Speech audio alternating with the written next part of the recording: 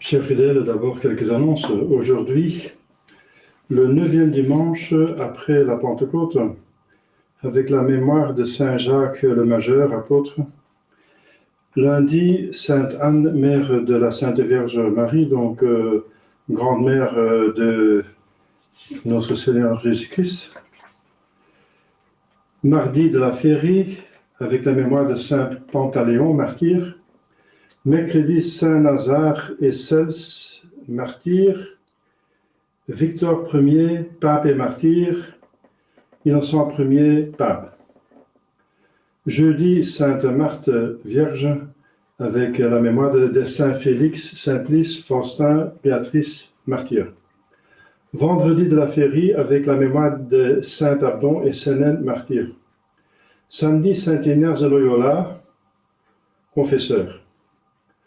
C'est, comme vous savez, le fondateur de l'ordre des Jésuites et celui qui a donc a écrit les exercices spirituels. La célèbre cette retraite de Saint Ignace. Donc, je vous demande une prière pour que je puisse prêcher cette retraite de manière convenable, qu'on trouve un lieu où on peut faire ça convenablement. Dimanche prochain, le 10e dimanche après la Pentecôte. Au nom du Père et du Fils et du Saint-Esprit, ainsi soit-il. Chers fidèles, dans ce 9e dimanche après la Pentecôte, nous voyons Jésus pleurer. Pleurer. Pleurer puisqu'il est humain, n'est-ce pas? Il a tout ce qui est humain. Un homme peut pleurer. Jésus a pleuré plusieurs fois. Plusieurs fois, dans son berceau, il a pleuré sur son ami Lazare. Il pleurait sur la croix, offrant ses larmes avec son sang pour nos péchés. Cum clamore vado et lacrimis, donc et lacrima, donc avec des larmes, il a offert, il s'est offert sur la croix, Hébreux 5. Jésus a pleuré, alors les larmes sont une expression de la tristesse. Selon saint Thomas d'Aquin, la tristesse est une passion avec la crainte, avec la joie et la haine. La joie, la crainte, l'espérance, la crainte. C'est une passion, la triste est une passion qui se manifeste quand l'homme se trouve devant un mal qu'il ne peut plus empêcher. S'il a encore un espoir de l'empêcher, il est plutôt dans la crainte. La crainte, c'est craindre un mal qui va venir, mais qu'on pourra encore éventuellement en péché. Il y a un doute. Et on s'organise. Mais la tristesse, c'est que, voilà. Comment est-ce possible que Jésus-Christ, notre Seigneur Jésus-Christ, qui est Dieu, se trouve devant un mal qui ne peut plus remédier? Bien voilà, c'est la volonté libre de la créature. Parce que si seulement il pouvait manipuler d'une certaine façon la volonté libre, la volonté elle ne serait plus libre. Elle serait manipulée, donc déterminée par quelqu'un d'autre. Volonté libre, ça veut dire qu'on détermine soi-même son agir. Et c'est comme un mur infranchissable pour personne d'autre que la personne qui use de sa volonté libre. Même Dieu ne peut pas flanger les volontés libres. Jésus a prié certainement, la Sainte Vierge a prié certainement pour Judas. Eh bien, il ne s'est pas converti. Jésus a prié, essayé de convertir les pharisiens, et la plupart n'ont pas voulu. Il a certainement prié pour les Juifs, maintenant il pleure pour Jérusalem. Il pleure, c'est qu'il a prié, il a dit, j'ai pleuré, j'ai tellement fait de choses pour toi, Jérusalem, Jérusalem. Ils n'ont pas voulu. Donc la volonté libre, c'est quelque chose qui est vraiment divin. C'est un don extraordinaire, c'est un des dons les plus hauts au niveau naturel. Parce que de nature, nous avons liberté libre. C'est notre nature. Donc c'est un don de création. Pas de rédemption, mais de création. Et c'est un don qui nous fait éminemment ressembler à Dieu, puisque nous sommes créés à l'image de Dieu. Les animaux n'ont pas d'intelligence abstraite et de volonté libre. Nous avons cela avec les anges et Dieu même. Nous sommes créés à l'image de Dieu. Donc c'est un don extraordinaire. Par bonté infinie de Dieu qu'il nous rapproche tellement de sa ressemblance. Nous sommes esprits, nous avons une intelligence, une mémoire, une volonté comme lui est esprit infini, il est le Père, Fils et Saint-Esprit. Nous avons une volonté libre. Et même Dieu ne peut pas la changer, quoiqu'il fait tout pour la changer. Il a tout fait pour convertir Jérusalem et le peuple juif. Il les a préparés pendant 2000 ans, même avant. Ils étaient préparés comme le monde entier, par le protévangile d'Adam et Ève. La révélation donnée à Noé. Et ensuite, pour le peuple élu, spécifiquement Abraham, Isaac, Jacob, la révélation des patriarches, les prophètes, Moïse surtout, les 10 commandements donnés un peu au peuple élu, pas aux autres, des dons et des saints, des grâces, des saints juges, des saints prophètes, même des saints d'autres personnages comme Job, comme Tobie, comme le roi David. Bien sûr, le roi David était en même temps prophète également, mais il était... Les Maccabées qui sont des martyrs. Les martyrs.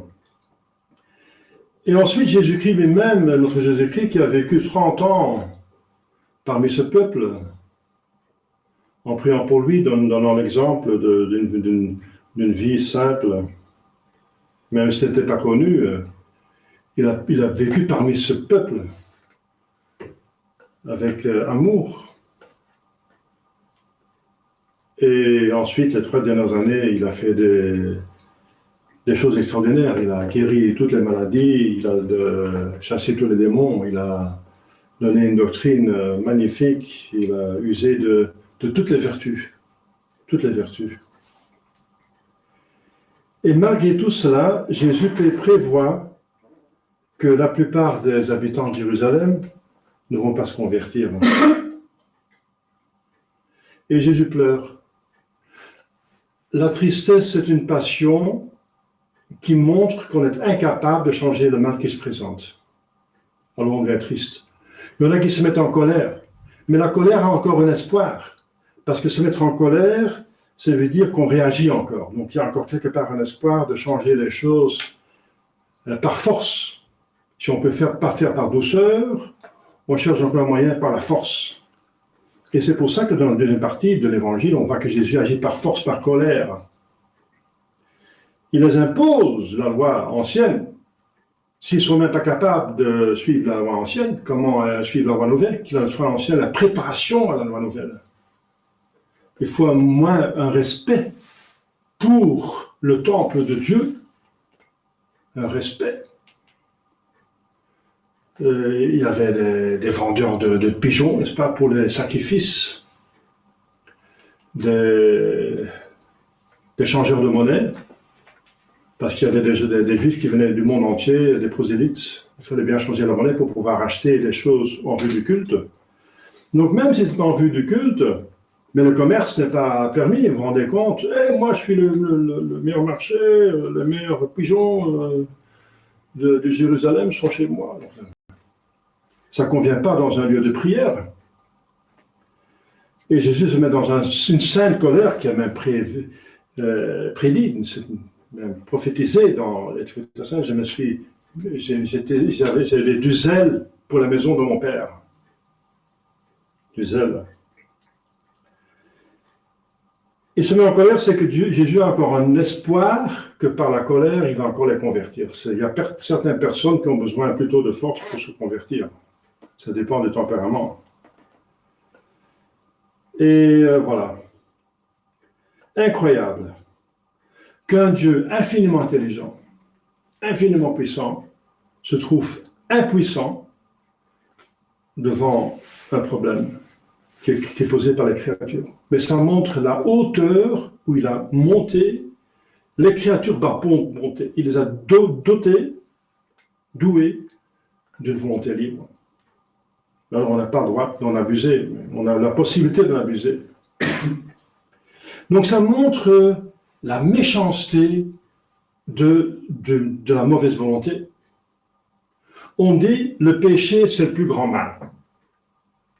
Parce que le péché est capable de nous donner l'enfer. C'est le seul mal qui est capable de nous donner l'enfer. Parce que tout autre mot,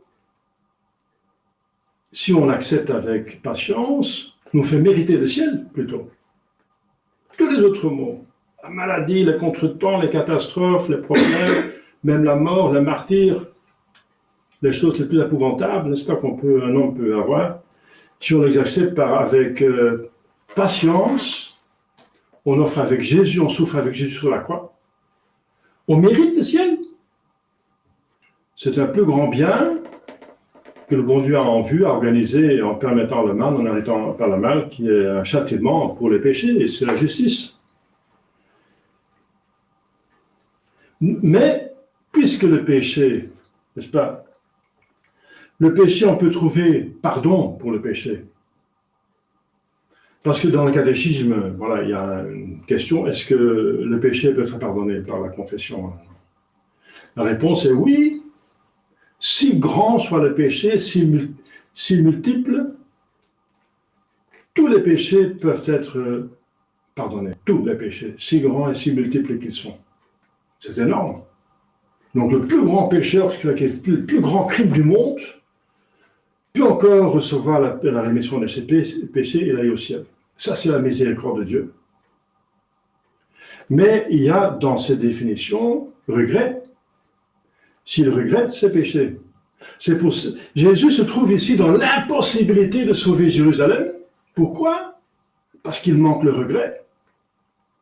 Ils ne regrettent pas leur péché. Donc finalement, le péché, c'est le plus grand mal? Non, pas encore. Parce que du péché, on peut recevoir rémission par le baptême, la confession ou une contrition parfaite. 3 moyens encore de s'en sortir. Mais avec les 3, il y a toujours le regret. Même si un adulte reçoit le baptême, bien sûr, il n'est pas obligé de confesser ses péchés. C'est le propre baptême, il ne faut pas confesser ses péchés. Mais il faut absolument, pour la validité du baptême, regretter ses péchés, surtout mortels. Il faut les regretter. Sans regret des péchés mortels, il n'y a pas de rémission, même pas par le baptême, et c'est un sacrilège de plus, c'est un péché mortel de plus Il est invalide. Et pour la confession, bien sûr, il faut le regret. Et pour la contrition parfaite, bien sûr, le mot le dit, contrition. Donc, le plus grand mal, finalement, il faut corriger, il faut spécifier, c'est pas encore le péché mortel, quoi qu'on apprend, oui, parce qu'on apprend dans le catéchisme, qu'est-ce qui mérite l'enfer? Eh bien, un ou plusieurs péchés mortels, mais on ajoute, dont on ne sait pas confessé, dont on n'a pas regretté, duquel on n'a pas obtenu pardon. Voilà. Donc le plus grand mal qui existe sur Terre, dans l'univers, dans l'histoire, pas seulement de l'humanité, de la création, parce que ça vaut aussi pour les anges, quoique les anges ne peuvent pas regretter des péchés, mais c'est parce que justement, ils ne veulent pas regretter. Si jamais ils pouvaient regretter, avant la sentence, ils auraient pu obtenir, demander pardon. Et Dieu est miséricordieux. Mais ils n'ont pas demandé pardon, les gens. Bien, le plus grand mal, ce n'est pas les péchés mortels, mais c'est l'absence de regret sur les péchés mortels. Plus spécifiquement. Donc, si on a un ou plusieurs péchés mortels dont on n'a pas de regret avant de mourir, alors on mérite l'enfer parce qu'on s'est unifié, on s'est identifié avec le péché mortel. On est devenu péché moi-même. On l'a embrassé de notre volonté, on est devenu un. Parce que si on fait la volonté de quelqu'un, on devient un. C'est comme si la volonté de Dieu, on fait la volonté de Dieu, on devient un avec lui. Jésus dit, si vous m'aimez, vous faites ma volonté. Et on viendra habiter chez vous, dans votre âme. Si vous gardez mes commandements, si vous faites ma volonté. Donc, dans le monde des esprits, et le péché appartient aux esprits, c'est un esprit, c'est pas quelque chose qu'on peut prendre, le péché, c'est un état moral, c'est dans le monde des esprits. Et dans le monde des esprits, l'unité se fait par l'union de volonté. Par l'union de volonté à la volonté de Dieu, on devient un avec Dieu, par amour, et on mérite le ciel qui est unité avec Dieu. Mais quand on reste attaché au péché, on fait la volonté du diable, on fait la volonté du péché, on devient un avec le péché, on devient un avec le diable, et le diable est détestable, le péché, il faut haïr. C'est pour ça que les damnés, ils sont détestables, Dieu les déteste et nous devons les détester aussi. Même une mère qui va voir ses enfants dans l'enfer va les détester. Et elle va voir que c'est juste qu'ils sont là. Même une mère. C'est dans le ciel. C'est si fort que ça. Donc les gens qui n'ont pas les regrets s'unissent avec le péché, deviennent péchés, s'unissent avec le péché, et le péché est détestable, donc il devient détestable, donc ils vont en enfer. Parce que la haine sépare, comme l'amour unit. L'union à Dieu, c'est le ciel, la séparation de Dieu, c'est l'enfer. C'est clair? Tout se tient. Tout se tient. Donc, je reprends le clou de cette... la conclusion de cette péricope, c'est que Jésus, qui est Dieu infiniment puissant, il se trouve impuissant devant quoi? Devant le non-regret des péchés mortels. Il pleure. Parce qu'il est venu pour nous sauver. Il nous a créés pour le ciel. Sa providence organise tout pour le ciel. La rédemption donne les grâces pour le ciel. Il a envoyé l'Esprit Saint pour nous donner les grâces pour aller au ciel. Il nous a préparé une place dans le ciel. C'est le but de tout son agir en dehors de Dieu. Création, providence, rédemption, sanctification, glorification. Tout ça, c'est pour un but, le ciel. Donner le ciel, donner un bonheur infini aux créatures raisonnables. Et les créatures non raisonnables sont créées pour les créatures raisonnables et les créatures raisonnables pour le ciel. Donc tout est fait pour le ciel, l'union à Dieu, tout est fait pour Dieu. Mais en amour, en bonté, dans le bonheur. Le ciel, c'est le bonheur. Voilà, chers fidèles. C'est très intéressant, l'évangile, c'est toujours très intéressant puisque ça vient de bouche de Dieu, de bouche de Dieu, la bouche de Dieu, c'est la parole de Dieu. Alors concrètement, on va faire un petit contrôle, une petite vérification de notre examen de conscience le soir. Dans la prière du soir, il y a un examen de conscience prévu, calculé, qui est normal parce que on pourra mourir la nuit. On demande pardon pour tous les péchés de la journée et on fait un examen comme le comptable à la fin du jour. Le caissier, il va compter ses revenus. Eh bien, s'ils font ça pour l'argent, d'autant plus pour les trésors éternels. On fait un compte. On fait un compte, une comptabilité, l'examen de conscience, et on voit quel péché on a fait. Il faut avoir le courage, l'humilité, la sincérité de reconnaître ses péchés. Si on ne reconnaît pas les péchés, c'est déjà le péché d'orgueil, parce que Saint Jean dit, celui qui dit qu'il est sans péché, c'est un menteur. Donc si on ne connaît pas de péché, on est déjà menteur, c'est déjà la preuve qu'on est pécheur. C'est la preuve de deux péchés. Orgueil, parce qu'on ne voit pas ses fautes. L'orgueil, c'est l'amour exagéré de son propre excellence. On voit que ses côtés bons et on les exagère et on ne voit plus ses côtés modernes. Orgueil et mensonge. Et on se trompe soi-même. Donc c'est déjà 2-3 péchés. Voilà. Il ne faut pas chercher plus loin. Et bien sûr, psychologiquement, il faut faire un effort parce qu'on a tendance de voir plus facilement le brin dans l'œil de l'autre que la poutre dans mon propre œil. Mais il faut faire cet saint exercice. C'est très rendable pour l'éternité. Très, très rendable. Parce que Dieu est infiniment miséricordieux. Si on demande pardon, il donne pardon. Pour les péchés véniels, par toute bonne œuvre, même une prière, et pour les péchés mortels, les trois que je vous ai donnés, le baptême qui se donne une fois, la confession qui est la manière ordinaire, et en attendant la confession, contrition parfaite pour les péchés mortels, et contrition imparfaite suffit pour les péchés véniels. Voilà. Donc c'est très important, chers fidèles, parce que ça c'est le mal, le seul mal. Le seul mal, c'est donc l'absence de regret des péchés mortels. Ce n'est pas les péchés mortels. Parce que pour les péchés mortels, on peut encore obtenir le pardon, mais c'est le péché mortel qui n'a pas pardonné. Et Dieu veut pardonner. Ce n'est pas du côté de Dieu qu'il manque quelque chose. C'est de notre côté. Jésus pleurait, il a tout fait pour convertir Jérusalem. Yerushalayim, Yerushalayim. C'était sa patrie, la capitale de sa patrie, Jérusalem, qui était une cité si glorieuse, n'est-ce pas? La cité de David, de Salomon, la cité du peuple qui a vaincu le pharaon, n'est-ce pas, avec des miracles, jeté dans la mer, de manière extraordinaire. Tous les peuples d'alentour le savaient. C'était une ville extraordinaire, belle, paisible, c'est la ville de paix. Salem, c'est la paix. La cité de paix, la paix avec Dieu, bien sûr. Paxté, comme c'est ça le but, c'est la préfiguration du ciel.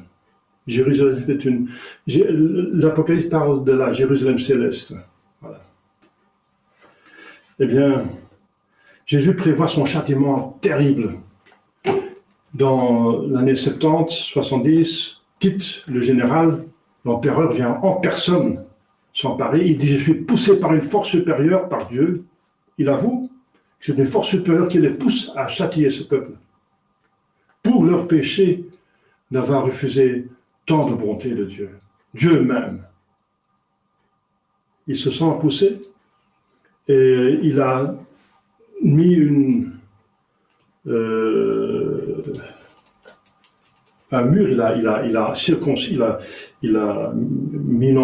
a piégé, Jérusalem était piégé, il était entourné par les légions de Tite pendant 5 mois.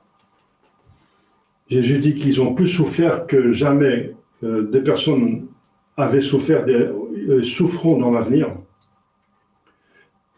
Les mères affamées mangeaient leurs enfants.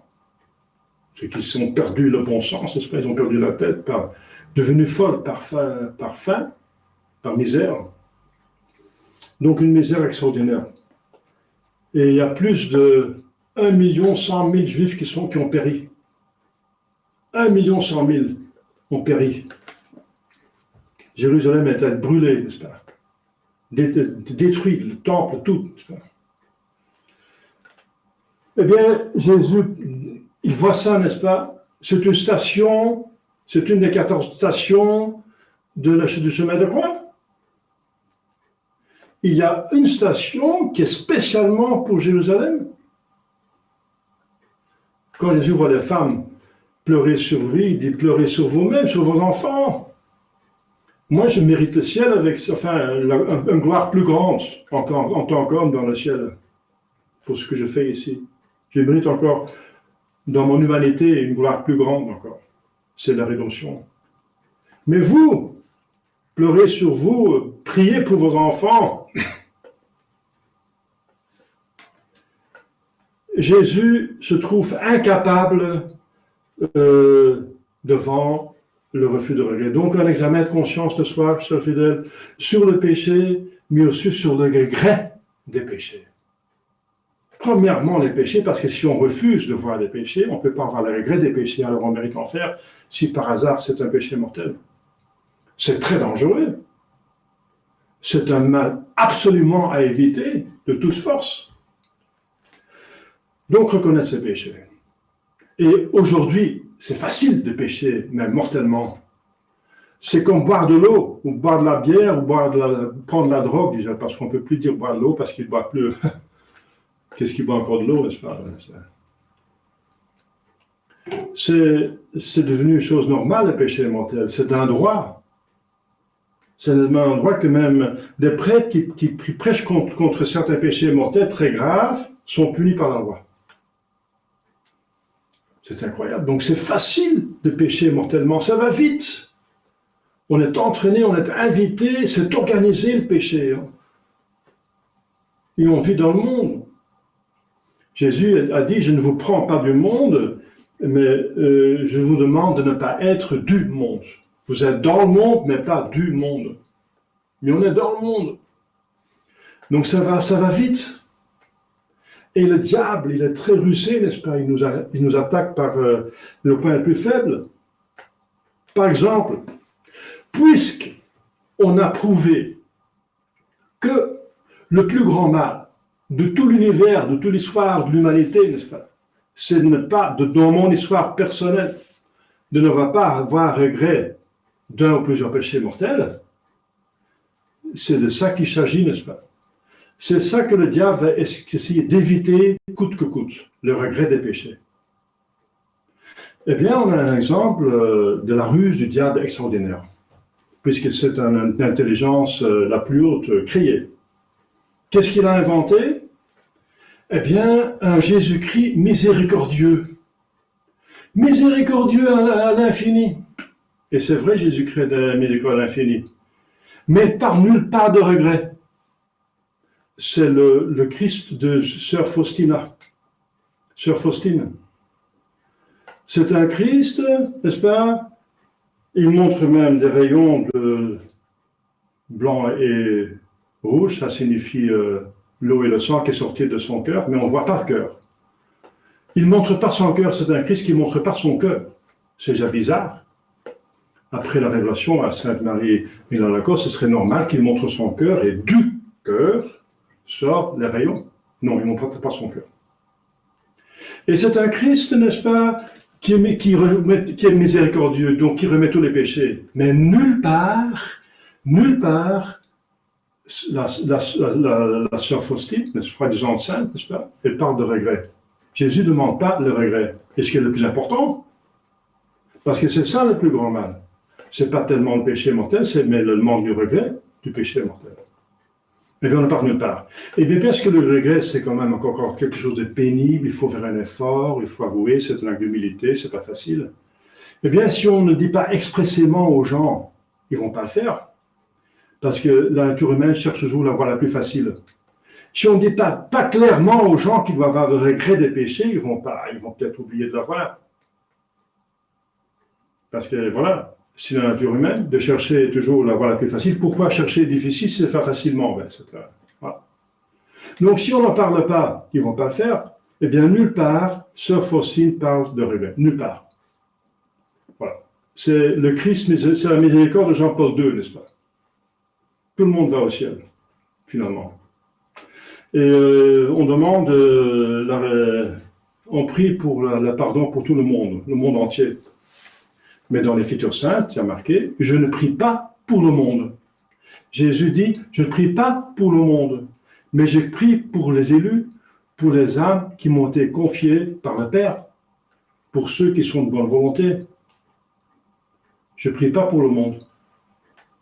Mais le Christ de Faustine prie pour le monde.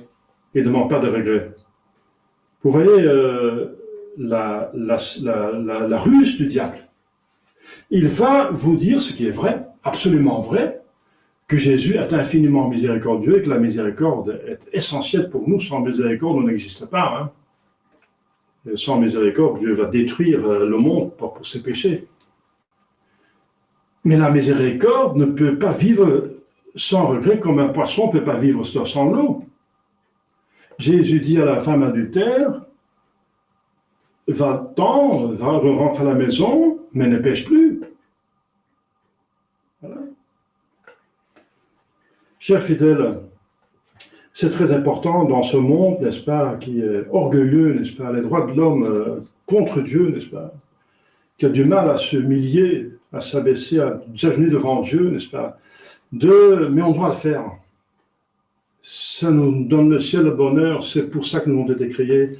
Un examen de conscience, bien fait le soir, sur les péchés et sur le regret des péchés. Et bien sûr, aller à la confession quand il faut. Chers fidèles, demandons à la Sainte Vierge ce don. Mais vous allez dire, oui, mais la Sainte Vierge n'a pas eu le regret de ses péchés. Parce qu'elle n'a pas péché. Mais elle regrettait les péchés en général, n'est-ce pas? Elle a même souffert atrocement, elle a souffert le martyre pour les péchés, parce qu'elle a subi, elle a vécu le martyre de Jésus dans son cœur quand mère. Elle a souffert atrocement des péchés. Elle faisait très attention pour ne pas pécher. De fait, elle n'a jamais péché, mais en principe, elle pouvait pécher puisqu'elle a une volonté libre. C'est pas quand même un robot. La Sainte Vierge, est comme tout le monde, a une volonté libre. Donc elle peut librement dire oui et librement non. Qu'il a dit librement oui, Dieu l'a prévu, qu'elle ait toujours dit oui de fait, et c'est pour ça, c'est la raison pourquoi il a choisi la Sainte Vierge. Parce que c'est une créature qui allait toujours dire oui.